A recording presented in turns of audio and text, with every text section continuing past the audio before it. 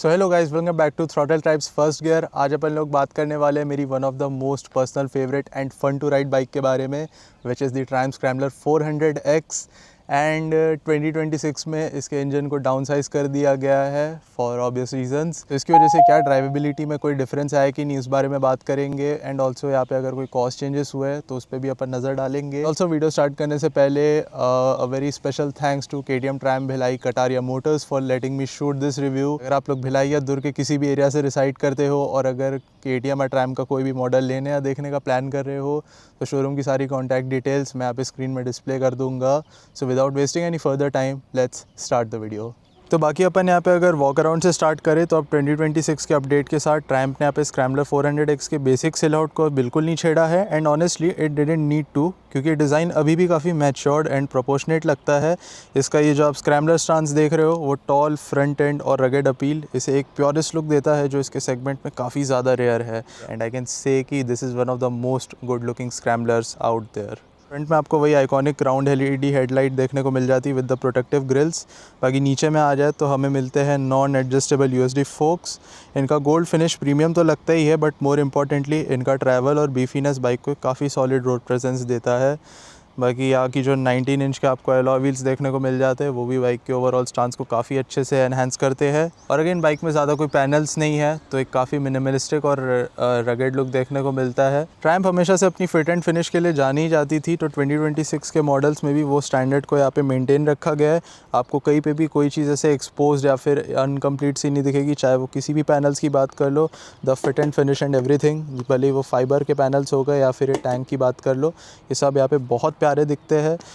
उसके बाद साइड से अगर इंजन की बात कर लो तो यहाँ पे आपको TR सीरीज़ की बैजिंग देखने को मिल जाएगी। यहाँ पे पहले 400 लिखा रहता था बट अब नहीं लिखा हुआ है। उसके बाद जो एग्जॉस्ट की पाइप है ये भी बहुत अच्छे से यहाँ पे फिनिश्ड है। मेरे को ट्रायम्फ पे वही सब चीज़ें बहुत अच्छी लगती है। यहाँ आपको फील होता है कि आप एक प्रीमियम मशीन पर बैठे हो, ना कि कोई मास मार्केट प्रोडक्ट पर, which is a very good thing. बाकी सीट में आपकी जो स्टिचिंग और ये लेदर मिलते हैं ये बहुत प्यारे लगते हैं देखने में। लेकिन यहाँ पे जो पैडिंग है वो यहाँ पे बहुत अच्छी है, ज़्यादा सॉफ्ट भी नहीं रखे हैं।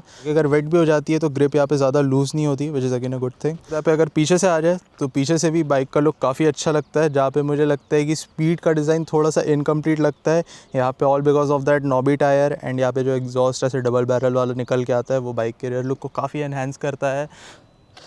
तो इसको एक बार जल्दी से चालू कर लेते हैं। सो अगेन लेआउट काफ़ी रीडेबल है। बाकी मेरा मानना है कि 2026 के अपडेट में ट्रायम्फ को इसमें बाई डायरेक्शनल क्विक शिफ्टर और क्रूज़ कंट्रोल जैसे फीचर्स ऐड कर देने चाहिए थे। अगर ये दो फीचर्स होते तो ये बाइक अपने राइवल्स के मुकाबले काफ़ी किलर पैकेज हो सकती थी। स्टिल आपको इसमें राइड बाई वायर देखने को मिल जाएगा, स्विचेबल ट्रैक्शन कंट्रोल है और ABS देखने को मिल जाएगा। बाकी इसमें और क्या क्या फंक्शंस आते हैं और ये कैसे हैंडल होता है ये भी बता देता हूँ। तो सबसे पहले तो यहाँ पे आपको राइट साइड में किल स्विच देखने को मिल जाएगा और हज़ार्ड के बटन है और ये आपका स्टार्टर बटन है।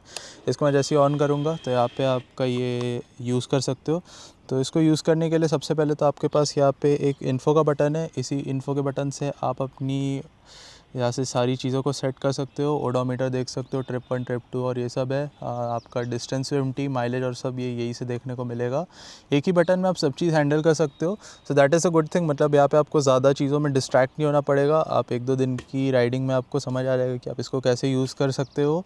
बाकी पर्सनली मैं अगर इस स्पीडोमीटर की बात कर लूँ तो ये मेरे को इतना कुछ खास नहीं लगता है, बट अब जैसा है सो है। मतलब सबके अपनी टेस्ट के हिसाब से है, आपको अच्छा लग भी सकता है। बाकी आपको यहाँ पे टैकोमीटर देखने को मिल जाएगा और स्पीडोमीटर देखने को मिल जाएगा। आई फील टैकोमीटर थोड़ा और बड़ा या ये साइड पे देते थे तो ज़्यादा अच्छा होता, बट जो है सो है। ट्रायंगल की यहाँ पे बात कर लूँ तो कोई भी चीज़ यहाँ पे मेरे को बिल्कुल इनकम्प्लीट नहीं लगती है। मतलब आपको प्रोडक्ट काफ़ी अच्छा एक प्रीमियम फील देगा, जो कि है भी ऑफ कोर्स। कि भले वो बटन्स की क्वालिटी की बात कर लो या फिर ये सब इसको यूज़ करने में, all that is good. Horn की भी क्वालिटी अच्छी है, लाउड इनफ है। बाकी आपको अब यहीं पे स्टैंडर्ड नकल गार्ड्स देखने को मिलते हैं, which is again a very good thing. अब आपको अलग से इसको एक्सेसरी में नहीं यूज़ कर लेना पड़ेगा। ओके, उसके बाद यहाँ पे अपन मेन मुद्दे पे आ जाते हैं, विच इज़ द इंजन इटसेल्फ। तो इसमें अब आपको 349cc का लिक्विड कूल्ड मोटर देखने को मिलता है। पावर अब जो अराउंड अब 36.5 bhp और 32 Nm का टॉर्क प्रोड्यूस करके देती है। पहले के 398cc के मुकाबले पावर अब यहाँ पे थोड़ी सी कम ज़रूर हुई है, बट ट्रायम्फ ने अब यहाँ पे ओवर स्क्वायर लेआउट को मेनटेन रखा है।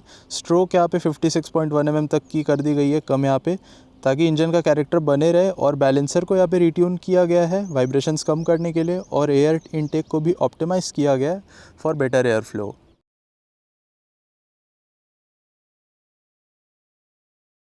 ओके सो अपन ड्राइव रिव्यू से यहाँ पे स्टार्ट करते हैं। तो कुछ इस तरह की है टिपिकल ट्रायम्फ वाली जैसे पहले थी। ताकि अपन यहाँ पे थोड़ा बहुत ऐसा रफ पैचेस से स्टार्ट करेंगे ताकि अपन एक्चुअली इन टायर्स का और स्क्रैम्बलर का थोड़ा यहाँ पे मज़ा ले सके और यहाँ पे कैसी परफॉर्मेंस आती है उस पर भी बात करेंगे। तो जैसे ही सबसे पहले अपन यहाँ पे अर्गोनॉमिक्स से बात करें तो यहाँ पे अगर सीट हाइट की बात कर लूँ तो this is 835 mm। Anyone above like अगर 5'8" या 5'9" के ऊपर है तो वो यहाँ पे बैठ सकता है।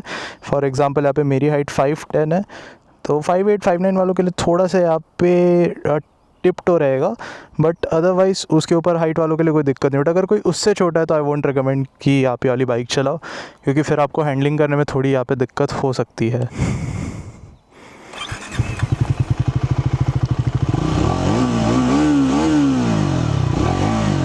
So again exhaust note bike का बहुत प्यारा है, मुझे हमेशा से बहुत अच्छा लगता है। ऐसे डबल बैरल वाला काफ़ी थ्रोटी और एकदम ऐसा रफ सा है, तो मज़ा आता है सुनने में। So let's go.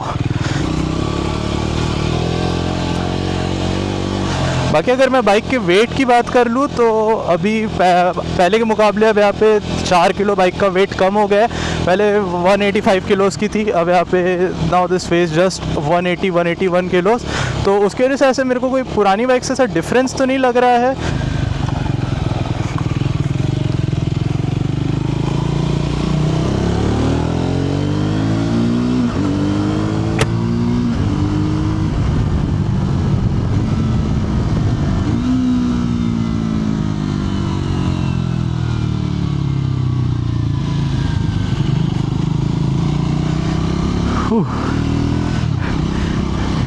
You know I have to say कि डिस्पाइट बाइक काफ़ी बड़ी है और वो 19 इंच के पहिए होने के बावजूद भी जो आपकी हैंडलिंग है और जो जियोमेट्री है ना स्टीयरिंग की, वो इतनी प्यारी है। आपको कभी भी मतलब ऐसा नहीं लगे कि आप कोई बहुत बड़ी बाइक को हैंडल कर रहे हो। इसकी जो ओवरऑल यहाँ पे स्टेबिलिटी है या फिर कहीं पे भी जो बाइक की एजिलिटी है वो आपको बिल्कुल ख़राब नहीं लगती है। आपको एकदम टाइट ट्रैफिक कंडीशंस में भी इसको इधर उधर मनूवर करना है, वो बहुत ईजी है।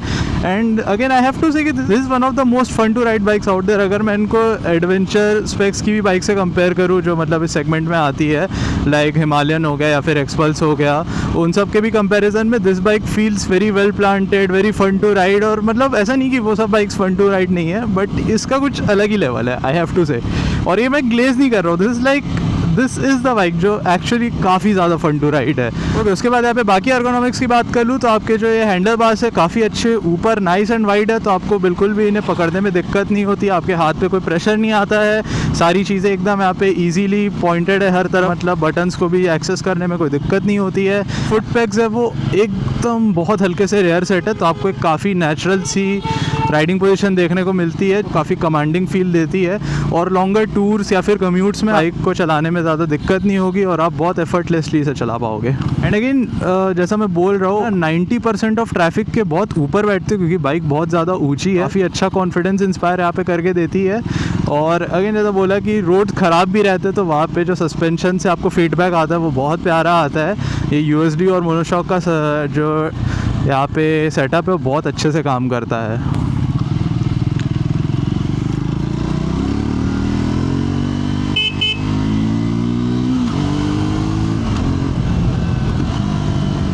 पावर डिलीवरी की बात करूँ जो कि इस वीडियो का मेन टॉपिक है, दैट इज़ कि यहाँ पे ऑब्वियसली थोड़ा बहुत तो एक डिफरेंस आपको समझ में आता है उनके लिए जो इससे पहले 400 को चला चुके हैं। अदरवाइज़ आपको यहाँ पे ज़्यादा पावर का डिफरेंस समझ में भी नहीं आएगा। हाँ, like there is a difference. अगर इस बाइक को देखोगे तो आपको वही स्नैपी मिड रेंज देखने को नहीं मिलेगा जो आपको इसकी पुराने इंजन्स में देखने को मिलता था। तो थोड़ा बहुत अगर किसी को ओवरटेक करना है, स्पेशली अगर कोई बहुत 90-100s पे चल रहा है, उसको ओवरटेक करने के लिए आपको डाउन शिफ्ट करना पड़ेगा यहाँ पे। नॉट लाइक द पहले वाली बाइक जिसमें आपको एकदम लो एंड टॉर्क बहुत अच्छा मिल जाता था। ऐसा नहीं कि इस बाइक का लो एंड टॉर्क ख़राब है, बट यहाँ पे वो डिफरेंस मेरे को थोड़ा समझ में आ रहा है क्योंकि मैं पुरानी वाली स्क्रैम्बलर 400X को चला चुका हूँ, सो आई नो दैट। उसके बाद टॉप एंड में भी बाइक थोड़ी सी डल फील होती है compare to the 401। Not that कि टॉप एंड इसका ख़राब है, टॉप एंड अभी भी आप इजीली आप इसको 150-160 तक खींच सकते हो। And I have to say कि बाइक इज़ एक्चुअली फास्ट, मतलब आपको ना ज़्यादा प्रेशर देने की ज़रूरत नहीं पड़ती है। एंड इन नो टाइम आप इसको कब 80-100 या 120 तक आप पहुंच जाओगे आपको पता भी नहीं चलेगा।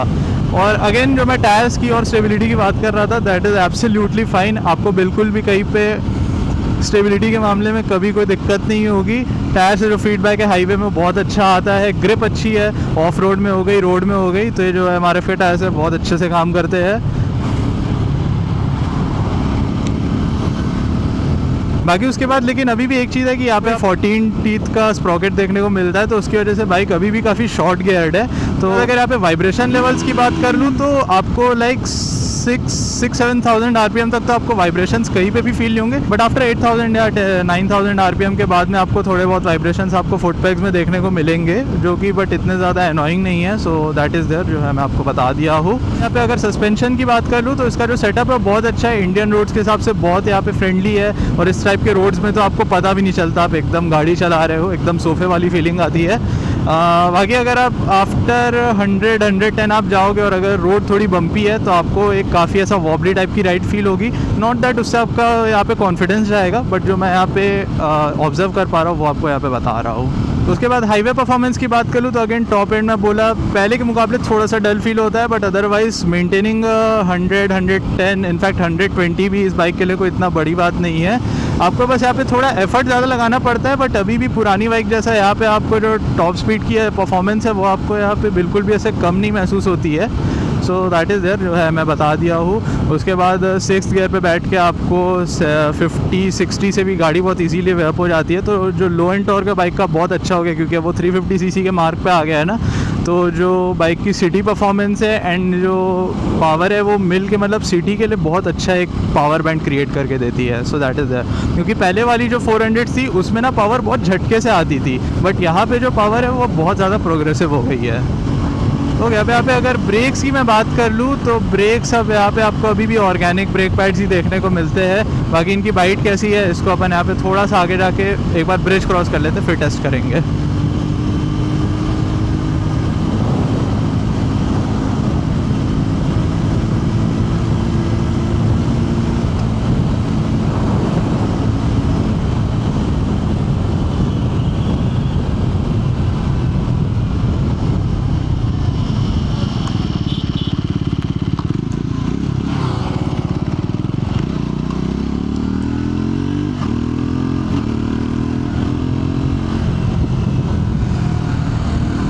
ओके, तो ब्रेक्स की बात कर लूँ तो ब्रेक की बाइट अभी भी एक डिपार्टमेंट है जहाँ पे मुझे थोड़ा बहुत ब्रेक्स थोड़े वेग लगे, और ये प्रॉब्लम खैर पहले के भी स्क्रैम्बलर्स में आती थी। Like the brake bite was not so good. Off road में ऑफकोर्स ब्रेक बाइट काफ़ी अच्छी प्रोग्रेसिव है, तो वहाँ पे आपको सेफ रखती है, बट जहाँ रोड पे क्योंकि अब बाइक की पावर ज़्यादा है तो ऐसी बहुत जगह हो सकती है जहाँ पे आपको पैनिक ब्रेकिंग करने की ज़रूरत पड़े। एंड आई थिंक 100-110 पे अगर आप पैनिक ब्रेकिंग करोगे तो आई डोंट थिंक ये ब्रेक्स इतने वो है। ऑफकोर्स ब्रेक शॉर्ट फुटेड है, बट इनकी स्टॉपिंग पावर बहुत कम है, और अगर आप कंबाइंडली नहीं लगाओगे ना तो फिर तो एक ब्रेक्स की पावर तो फिर बहुत ही कम है, लाइक जो मैं यहाँ पे फील कर सकता हूँ। बाकी यहाँ पे रेयर ब्रेक की बात कर लूँ तो रेयर ब्रेक इज़ ओके, मतलब अगर आप सिर्फ इसको यूज़ करते हो, नॉर्मल राइड करते हो तो फिर तो आपको कोई दिक्कत नहीं है। बट द थिंग इज़ कि जो फ्रंट की ब्रेक है वहाँ पे अगर स्टॉपिंग पावर थोड़ी और ज़्यादा होती तो फिर बाइक को अग्रेसिवली राइड करने में और भी मज़ा आ जाता। उसके बाद अगर यहाँ पे क्लच की बात कर लूँ तो clutch is again very soft, but जो यहाँ पे ब्रेक्स के लीवर्स की बात कर लूँ तो ये थोड़ा वुडी और स्पॉन्जी सा फील होता है। गियर बॉक्स की बात कर लूँ तो gearbox is very slick. Gearbox is one of the most slickest unit out there. इनको यूज़ करने बहुत मज़ा आता है, आपको काफ़ी क्लिकी शिफ्ट यहाँ पे आपको काफ़ी क्लिकी फील देखने को मिलता है। एंड मैं इससे पुरानी वाली भी जो चला है वहाँ पे भी आपको ना वो इस गियर बॉक्स का क्लिकी फील कभी गायब नहीं होता है। So the gear box is actually very nice. Multiple down shifts करने हैं, तुरंत गियर बदलने हैं, वहाँ पे तो बिल्कुल कोई दिक्कत नहीं होती है। और इस तरह के अगर आपको ये क्लचलेस अप शिफ्ट और डाउन शिफ्ट में तो इट इज़ ऑल गुड। बाकी अब यहाँ पे last not the least mileage की बात कर लेते हैं। इसको बहुत एक्सटेंसिवली चलाया नहीं हो तो मैं ऐसे कोई मैं एग्जैक्ट फिगर्स तो नहीं बता पाऊँगा, बट अगर मैं रफली एस्टिमेट करूँ तो I guess you can get somewhere around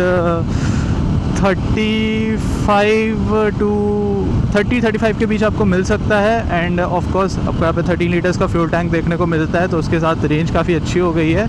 और ऑफ कोर्स 400 सीसी के कंपैरिजन में अब यहाँ पे आपको माइलेज उससे तो थोड़ी ज़्यादा मिलनी चाहिए। सो इस तरह से है गाइस, कुछ इस तरह का मेरा वीडियो था। अगर मेरे से कुछ मिस हो गया है so please let me know in the comments, और अगर कोई डाउट रह गए सो वो भी कमेंट्स में बता देना। बाकी मैं आपको मिलता हूँ अगले वीडियो में, तब तक के लिए गुड बाय।